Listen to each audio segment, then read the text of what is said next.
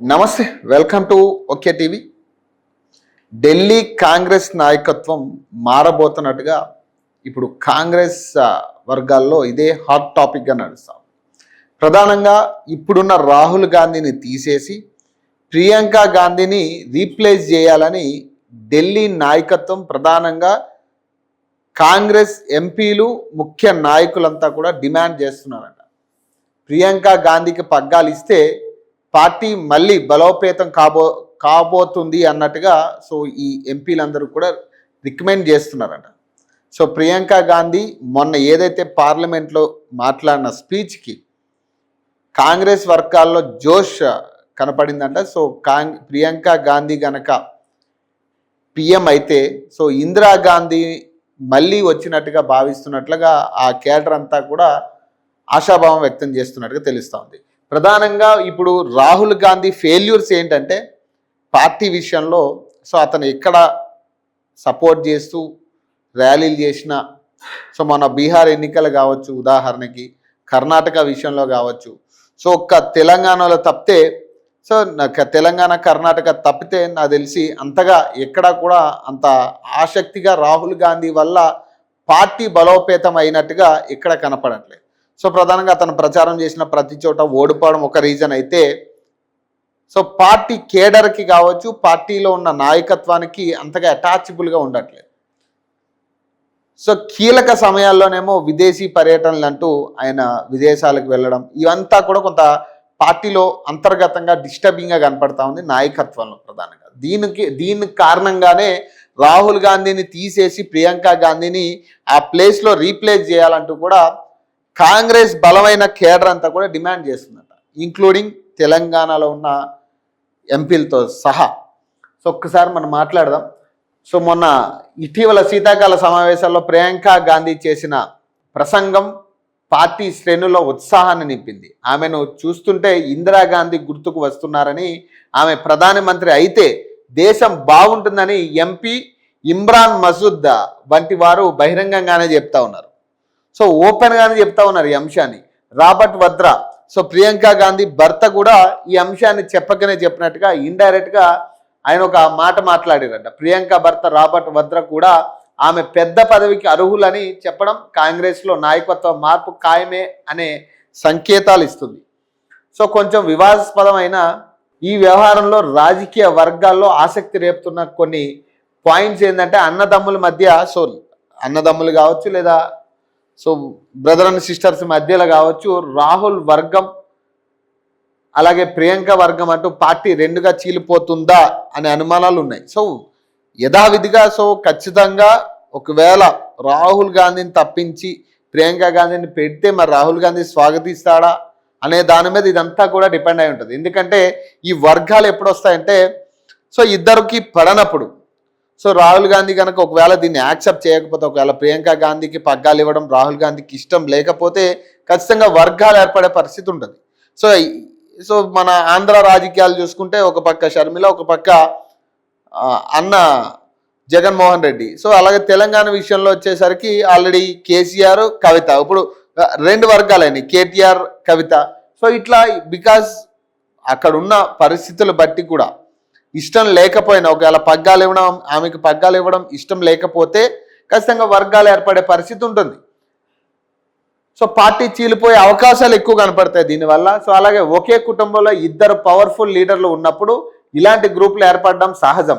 గాంధీ కుటుంబంపై పట్టు కోల్పోతున్నారా, లేదా పార్టీని గెలిపించలేకపోతున్న రాహుల్ గాంధీ కంటే అచ్చం ఇందిరాగాంధీ పోలికలతో ఉండే ప్రియాంక గాంధీని నమ్ముకోవడం బెటర్ అని సీనియర్లు భావిస్తున్నారు. అంటే రాహుల్ కంటే ప్రియాంకకే ఎక్కువ పొలిటికల్ మైలేజ్ ఉందని వారు నమ్ముతున్నారు. Robert వద్రా entry. వద్రా తన భార్య గురించి చేసిన వ్యాఖ్యలు కేవలం వ్యక్తిగతమైనవా, లేక తెర వెనుక ఏదైనా ప్లాన్ జరుగుతుందా అనేది రాజకీయ వర్గాల్లో కొంత చర్చనీయాంశం ఉంది. ఎందుకంటే స్వయాన భర్తే ఈ అంశాన్ని కొంత, ఈ ఆల్రెడీ జరుగుతున్న అంశాలన్నీ కూడా ఒక ఎత్తు అయితే, భర్తే దాన్ని కన్ఫర్మేషన్ చేయడం అనేది లోపల అంతర్గతంగా ఏమైనా జరుగుతున్నాయా. వాస్తవానికి కూడా ఇప్పుడు రాహుల్ గాంధీ ఎవరికి అప్రోచబుల్ ఉండట్లేదు అనేది ఇంగ్లీష్ పత్రికల్లో ద హిందూ లాంటి పత్రికలు కావచ్చు, ఎన్డీటీవీ లాంటి వెబ్సైట్లో కావచ్చు ఆల్రెడీ చాలా మంది సీనియర్ జర్నలిస్టులే రాసిర్రు. రాహుల్ గాంధీ అవైలబిలిటీ లేకపోవడం వల్ల పార్టీ కేటర్ అంతా కూడా కొంత డిస్టర్బెన్స్గా ఉంది, టైం ఇవ్వట్లే, టైం కేటాయించట్లే, అవసరమైన టైంలోనేమో ఆయన విదేశీ పర్యటనలో ఉంటున్నారనేది సో ఆల్రెడీ సీనియర్ జర్నలిస్టులే రాయడం జరిగింది. సో అవి కూడా మనం మాట్లాడదాం. సో అనేది రాజకీయ వర్గాల్లో చర్చనీయాంశంగా మారింది. క్లుప్తంగా చెప్పాలంటే ప్రధానంగా రాహుల్ ఫెయిల్ అయ్యారో ప్రియాంక గాంధీని తీసుకురండి అనే డిమాండ్ కాంగ్రెస్ లోపల బలంగా వినిపిస్తుంది. ఇది పార్టీలో కొత్త ఉత్సాహాన్ని ఇస్తుందా లేక కుటుంబంలో విభేదాలకు దారితీస్తుందా అనేది చూడాలి. సో ఆటోమేటిక్గా ఇక్కడ ఒక్కసారి చూస్తే మనం ద హిందుస్థాన్ టైమ్స్ సో ఇక్కడ వెబ్సైట్లో రాయడం జరిగింది, Priyanka Gandhi as PM face what Robert Vadra Congress MP Imran Masood said. So Congress leader and MP Priyanka Gandhi Vadra has received prize for her political leadership from her husband businessman Robert Vadra and Congress MP Imran Masood, with both suggesting she has the potential to take on a larger leadership role in the party.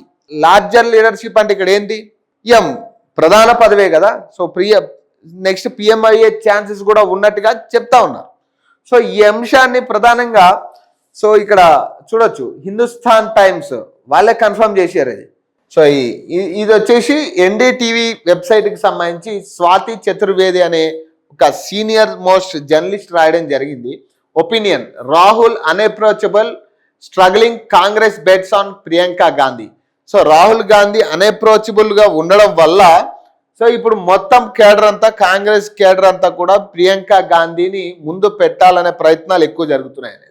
So before Priyanka Gandhi Vadra finally joins active politics, adoring Congress folks used to call her the party's Brahmastra, that is the ultimate weapon. Considering the build-up, many may say that the ultimate weapon proved to be rather a dude. Even so, the Congress considered politics to be PGV's manifest destiny. So అంటే ఏంటి, so ఇక్కడ ఏం చెప్తా ఉన్నారు, కాంగ్రెస్ వాళ్ళు కూడా బలంగా నమ్ముతున్నారు అన్న ఒక బ్రహ్మాస్త్రంగా తీసుకుంటున్నారు ఇప్పుడు. సో ఇక ఆమెతోనే ఇంకా పార్టీ నిలబడే పరిస్థితి ఉంటుంది. సో ఆమె పిఎం అయితే కూడా మంచిదని క్యాడర్లో డిస్కషన్ జరుగుతుందనే అంశాన్ని అక్కడ లేవనెత్తడం జరిగింది. In the winter session of parliament, PGV did not disappoint her admirers in the party with her impassioned speech on the Vande Mataram controversy. Unlike her sibling, the leader of opposition Rahul Gandhi, who often ends up quoting controversy on the floor of the house with his fury comments, she managed to score points against the Modi government, all with a smiling face and gentle but unveiled speech. And so ఆమె కూడా చెప్తా ఉన్నారు. So కాంగ్రెస్లో అంతర్గతంగా కొంత ఈ disturbing విషయాలు అయితే జరుగుతూ ఉన్నాయి. సో మరి తొందరలో రాహుల్ గాంధీని తీసి ప్రియాంక గాంధీని రీప్లేస్ చేసే ఛాన్సెస్ ఎక్కువ కనపడతా ఉన్నాయి. మరి దీని మీద అఫీషియల్ స్టేట్మెంట్ వచ్చే వరకు కూడా సో దీన్ని ఎంతవరకు నమ్మాలనేది కూడా వేచి చూడాలి. ఎందుకంటే ఇక్కడ రాహుల్ గాంధీ నిర్ణయం మీద కూడా ఉంటుంది.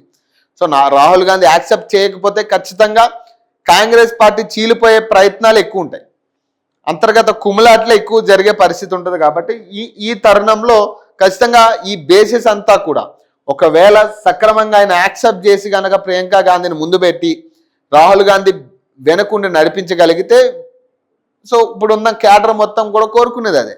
మరి చూడాలి ఎట్లాంటి డెసిషన్స్ బయటకు వస్తాయి. మరి కేడర్ ఏమన్నా మరి సర్ది చెప్పే ప్రయత్నం చేస్తారా రాహుల్ గాంధీకి అనేది వేచి చూడాల్సిన అంశం. సో మరిన్ని అప్డేట్స్ కోసం చూస్తూనే ఉండండి ఓకే టీవీ.